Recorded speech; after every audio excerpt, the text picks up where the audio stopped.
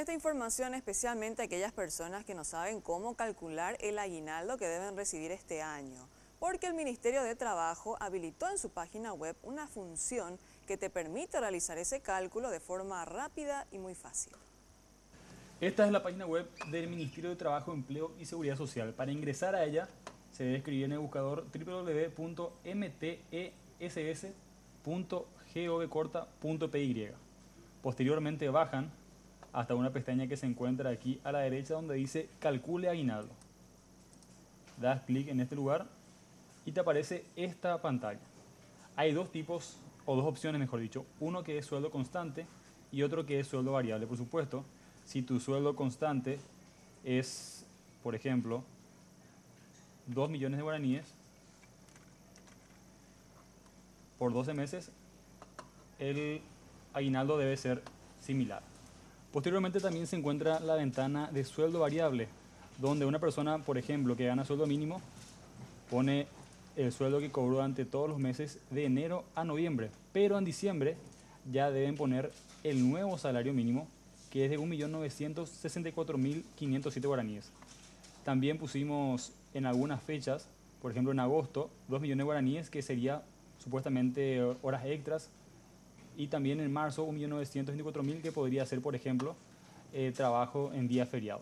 Luego le das consultar y vuelve a aparecer el salario que se debería percibir de acuerdo a los cambios en salario mínimo que hubo y también a los conceptos extraordinarios que se hayan recibido. En este caso, 1.855.759 guaraníes en concepto de aguinaldo. La directora del Trabajo recordó cuáles son los puntos que se deben tener en cuenta a la hora de reclamar el aguinaldo. El pago del aguinaldo es hasta el 31 de diciembre. El plazo que la ley establece para que el empleador abone ese beneficio es hasta el 31 de diciembre.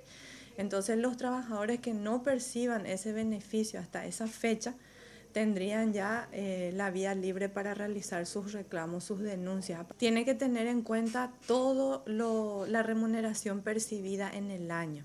Eso significa por aquel trabajo efectivamente realizado durante el año. Todo lo que percibió en concepto ya sea de salario, de horas extraordinarias, de comisiones, de bonificaciones o gratificaciones, siempre que estos dos últimos sean de manera habitual. No aquellas gratificaciones que la persona reciba de manera ocasional o por una única vez, eso no se tiene en cuenta para el cálculo del aguinaldo.